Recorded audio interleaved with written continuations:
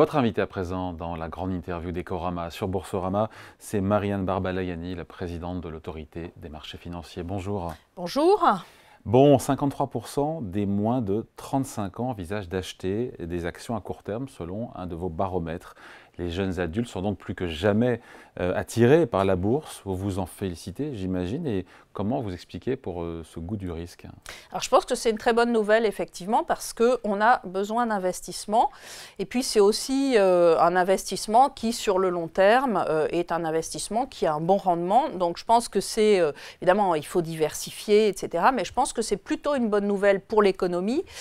Comment est-ce qu'on l'explique? Alors, effectivement, nous, on s'est beaucoup penché à l'AMF sur ce qu'on appelle ces nouveaux investisseurs, 1,2 million de personnes depuis le Covid qui sont devenus des investisseurs, donc beaucoup de jeunes. Et effectivement, on voit qu'ils ont un goût du risque qui est sans doute assez important. Ils s'intéressent beaucoup, effectivement, aux actions. Ça, c'est une très bonne nouvelle. Ils s'intéressent aussi aux ETF, qui sont une nouvelle modalité d'investissement. Ils s'intéressent beaucoup aux crypto.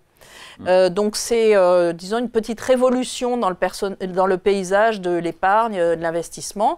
Et donc on essaye aussi de les accompagner. Parce que parmi leurs caractéristiques, vous l'avez dit, ils aiment bien le risque. Oui. On a aussi identifié le fait qu'ils ne sont pas forcément aussi compétents en matière financière qu'ils le croient. Et donc, il faut leur donner quelques bons réflexes. Et que leurs aînés, l'expérience, ça compte quand même un petit peu, mais effectivement, on voit un appétit au risque, on voit effectivement un sentiment pour, je parle globalement, bien entendu, c'est des études qu'on a fait faire avec l'OCDE d'ailleurs, assez globales, on voit appétit au risque supérieur, sentiment d'avoir une compétence financière qui est effectivement assez supérieur à celui de la population générale, et aussi des modalités d'information qui sont très différentes. Ce sont des personnes qui vont aller se renseigner plutôt sur les réseaux sociaux, parfois auprès d'influenceurs, plutôt que d'aller vers un conseiller financier un peu classique, entre guillemets. Comment on explique que ces plus jeunes identifient peut-être globalement moins le risque que leurs aînés?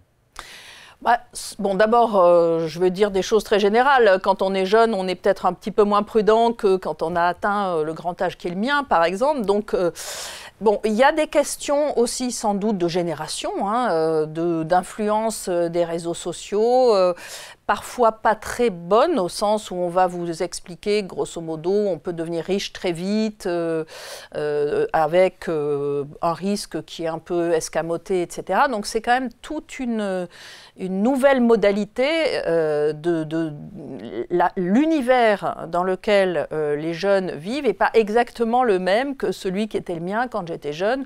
Et donc, bon, il faut s'adapter, nous, en tant qu'autorité, parce qu'on a un gros rôle de protection des investisseurs, c'est vraiment notre première priorité. Donc, il faut qu'on comprenne d'abord ces populations et ensuite qu'on s'adapte et qu'on essaye de leur donner un certain nombre de bons réflexes et de bonnes informations. Une nouvelle génération d'investisseurs qui est plus vulnérable aux escroqueries qui pullulent sur Internet. Plus vulnérables, on a là aussi fait des enquêtes. Donc il y a 15% des Français qui estiment avoir été victimes d'une escroquerie, c'est le ressenti. Le chiffre est de 35% chez les moins de 35 ans. Donc ça, c'est effectivement des phénomènes massifs parce qu'il ne faudrait pas effectivement que ces jeunes qui ont un appétit pour l'investissement, et c'est une bonne chose pour eux, c'est une bonne chose pour l'économie, ils se brûlent les ailes et qu'ensuite ils perdent confiance dans le monde de l'investissement qui est effectivement un monde où il y a, je dirais, 90% de choses qui se passent bien et puis malheureusement des escroqueries de plus en plus et de plus en plus efficaces. Et dont la proportion a triplé en 3 ans. Oui. Est-ce qu'on peut parler d'explosion des arnaques financières et c'est un fléau? Est-ce qu'il est possible de s'en prémunir? Alors c'est un véritable fléau, ça c'est clair. Nous, on voit cette explosion, la justice voit cette explosion, la DGCCRF voit cette explosion, la CPR côté banque et assurance voit cette explosion. C'est massif. Et donc comment se prémunir? Eh bien, comme je disais, malheureusement, ces arnaques sont souvent de plus en plus, je dirais, maligne. Donc, autrefois, vous receviez un mail avec 30 fautes d'orthographe d'un soi-disant banquier. Bon, vous vous disiez, OK, je ne vais pas aller là-dedans. Aujourd'hui, c'est beaucoup plus, comment dire, bien fait.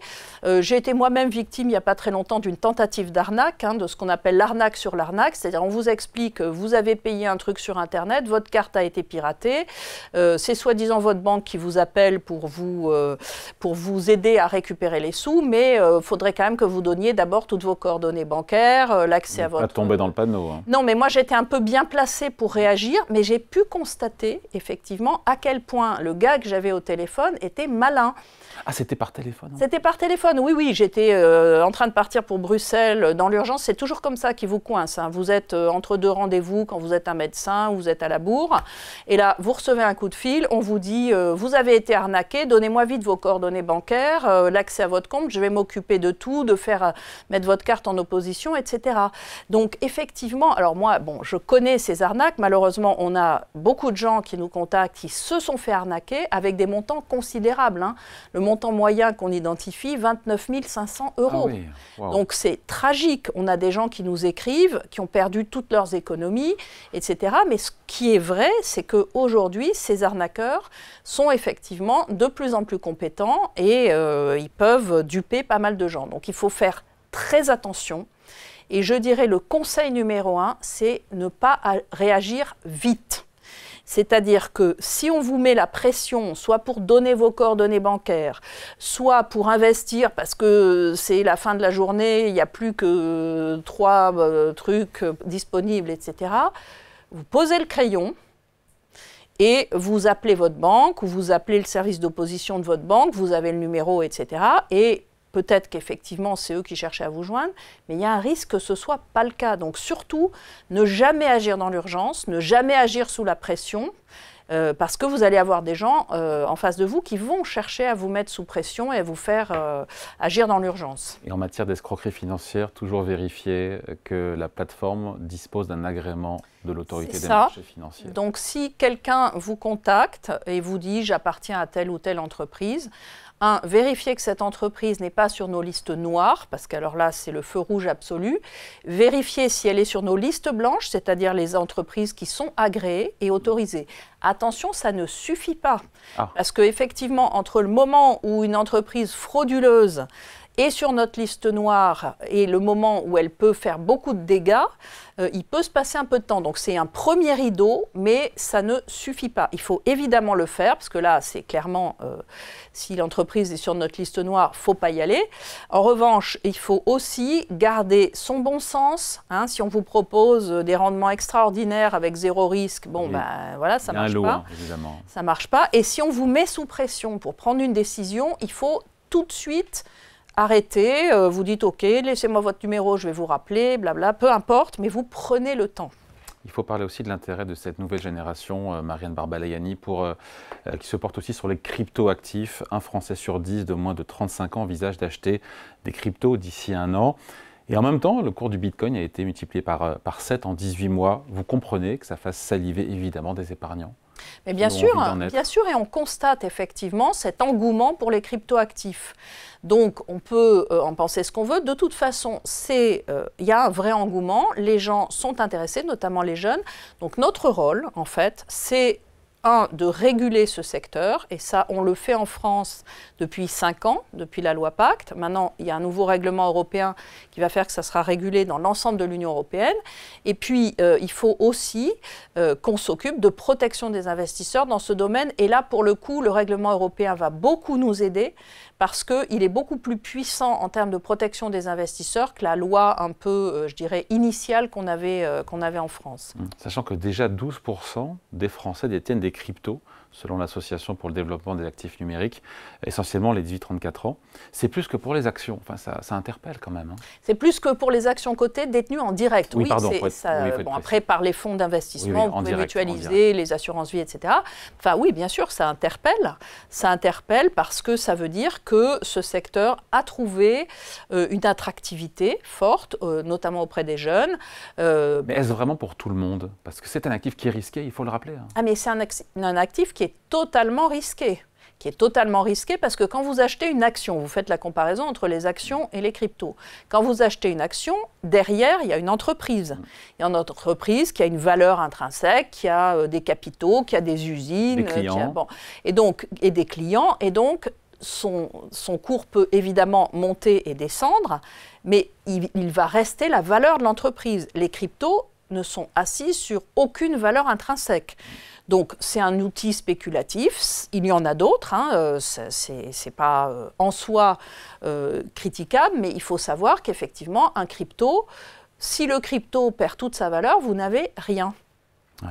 Après, l'industrie financière américaine a donné du crédit au Bitcoin, on le sait, avec le lancement, c'était l'an dernier, d'ETF sur le Bitcoin aux États-Unis, autorisé par le gendarme de la bourse locale. D'ailleurs, l'ETF de BlackRock sur le Bitcoin pèse déjà plus de 60 milliards de dollars. On sait que ça n'arrivera pas en France, en Europe, ça ou... Alors, ça peut arriver s'il y a des décisions européennes qui sont prises. Parce que vraiment, ça, c'est ce qu'on appelle les actifs éligibles, notamment aux OPCVM, c'est un texte européen.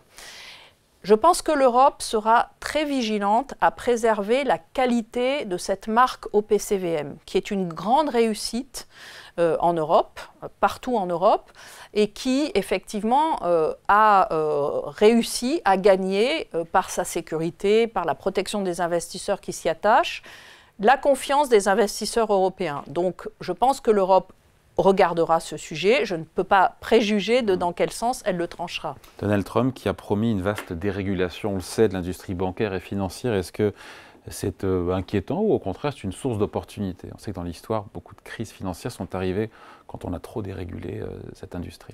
C'est quelque chose qu'il faut regarder, effectivement, parce que c'est une industrie qui est régulée historiquement pour des raisons très simples. On l'a vu avec la crise financière de 2008. Oui. L'industrie financière irrigue toute l'économie. L'argent finance les projets, les investissements, etc. S'il y a un plantage majeur, effectivement, l'économie s'arrête. On l'a vu en 2010, 2008, 2009, 2010. Donc, c'est ce qu'on appelle le risque systémique. C'est-à-dire, vous avez des acteurs financiers qui ont pris trop de risques, qui ont été mal régulés. Ils sont plantés et ils plantent tout le monde en quelque sorte, parce que les entreprises sont plus financées, que les particuliers ont du mal à trouver des crédits, etc. Donc ça, effectivement, il faut y faire très attention. Je ne sais pas jusqu'où ira le mouvement de dérégulation aux États-Unis. C'est beaucoup trop tôt pour le dire, mais il y a toute une série de garde-fous qui existent parce que depuis la crise financière, ont été mises en place des instances internationales, notamment le Conseil de stabilité financière, qui travaille très activement sur tous ces sujets de sécurisation du monde financier. Je ne pense pas que tout ça va disparaître du jour au lendemain. Et d'ailleurs, si on regarde ce que les Américains ont annoncé comme travail sur le monde des cryptos dont on parlait, c'est un projet de régulation. La SEC, qui sont nos homologues américains, la SEC, a publié un communiqué de presse le 21 janvier en disant qu'elle lançait une task force, un groupe de travail sur la régulation des cryptos, avec des objectifs qui sont l'intégrité du marché, la protection des investisseurs, et aussi cette idée qui est ce qui avait présidé aux travaux en France puis en Europe, c'est que pour qu'une industrie se développe, pour qu'une industrie qui est innovante, on est dans de l'innovation technologique et de l'innovation financière, se développe, ce qui est très souhaitable, eh bien, il faut que les règles soient claires. Et donc, on va voir ce qui va se passer. De toute façon, les États-Unis, c'est les États-Unis. Oui. L'Europe est suffisamment forte, puissante et sûre de ce qu'elle souhaite faire, notamment en matière de protection des investisseurs, pour qu'on fasse nos propres travaux. Maintenant, il y a des choses qu'il faut simplifier en Europe, c'est clair. Probablement que dans certains domaines, la réglementation est allée un peu trop loin. Le gouverneur de la Banque de France, François Villeroy-de-Galhau, veut récupérer ces 300 milliards d'euros d'épargne des Européens qui vont s'investir hors d'Europe, et notamment aux États-Unis. Est-ce qu'il a raison? Vous allez me dire oui. Et comment faire? Comment faire? Alors, bien sûr qu'il a raison. Maintenant, les investisseurs, ce sont des gens libres. Oui. S'ils veulent continuer à investir aux États-Unis, c'est rentable d'investir aux États-Unis. Et c'est rentable d'investir aux États-Unis. Donc la seule solution, c'est de mettre l'investisseur au centre et de se dire l'Europe a tous les moyens pour développer des marchés de capitaux aussi puissants, aussi performants que les marchés américains, et de récupérer en quelque sorte ces financements dont on a besoin pour venir financer les entreprises européennes qui ont des besoins d'investissement. C'est un marché européen des capitaux dont on parle, c'est un serpent de mer, on en parle depuis tellement longtemps. C'est le projet Union des marchés de capitaux, mais qui est très sérieusement relancé aujourd'hui en Europe. Et ça s'appelle maintenant l'Union de l'épargne et de l'investissement, justement, avec cette idée que nous sommes riches d'épargne. Les Européens épargnent beaucoup, ce qui n'est pas le cas des Américains. Hein. Nous sommes riches d'épargne et cette épargne, elle doit venir mieux financer. Elle le fait déjà beaucoup, hein, mais elle doit venir mieux financer les entreprises européennes qui sont aussi pour les Européens de l'emploi, des recettes notamment fiscales, de façon à pouvoir continuer à financer un modèle social européen qui a toute sa valeur et auquel les Européens sont attachés en fait. Donc ça veut dire un seul marché, concrètement, qu'est-ce qui changerait? Alors, qu'est-ce qu'il faut faire? Bon, c'est évidemment un sujet assez compliqué. Si c'était si facile, on l'aurait fait dans les 15 dernières années. D'abord, je crois qu'il faut qu'il y ait un portage politique très fort sur ce projet. Et de ce point de vue, le fait qu'il y ait eu les rapports de M. Letta et de M. Draghi, qu'il y ait eu des déclarations très fortes de la présidente de la Commission, Ursula von der Leyen, que tous les grands argentiers, que ce soit les banquiers centraux ou les régulateurs de marché, hein, l'ESMA, l'autorité européenne des marchés financiers, a publié au printemps dernier un rapport avec 20 propositions pour avancer.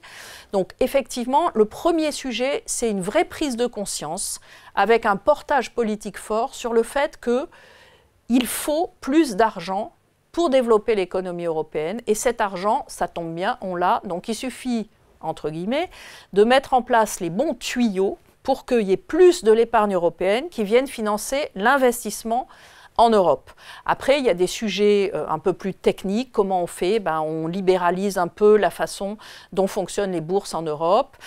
On essaye d'avoir une supervision des marchés de capitaux plus unifiée pour éviter que les acteurs des marchés de capitaux européens soient confrontés à 27 manières de faire, etc.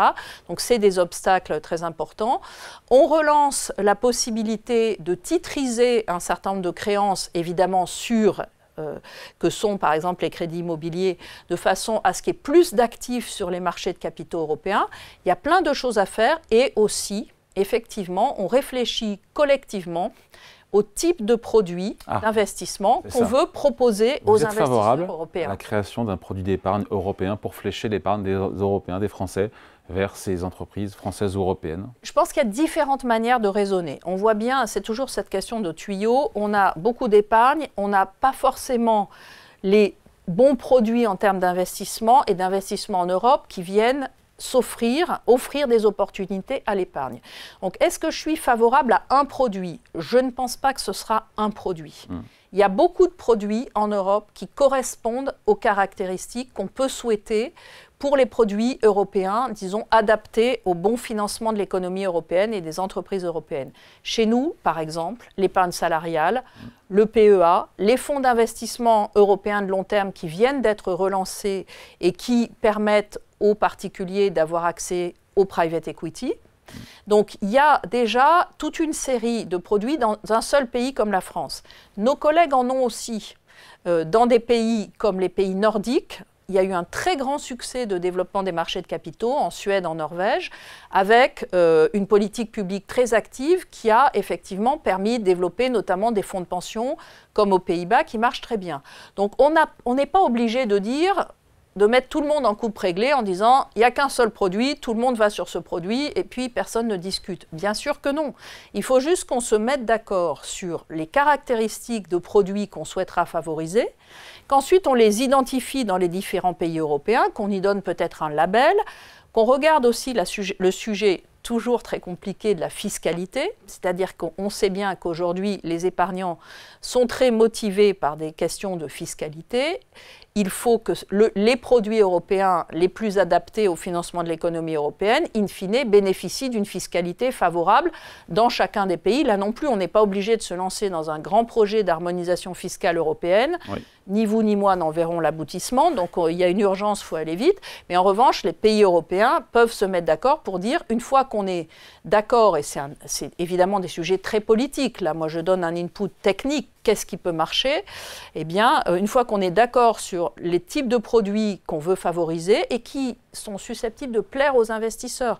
Je pense qu'il faut être clair, ça ne marchera que si l'investisseur y trouve son compte, s'il a un bon niveau de protection, un bon niveau d'information et des frais qui ne sont pas ridiculement élevés. Et donc une fois qu'on se sera mis d'accord sur ces catégories de produits, eh bien effectivement il faut que chacun des pays s'engage à les favoriser fiscalement. Et je pense que ça peut se faire assez vite parce que des bons produits, il en existe partout en Europe et que ça peut être effectivement une clé importante pour relancer le financement de l'économie européenne. Allez, merci pour cet entretien avec vous. Marianne Barbalayani, la présidente de l'Autorité des marchés financiers. Merci. Merci.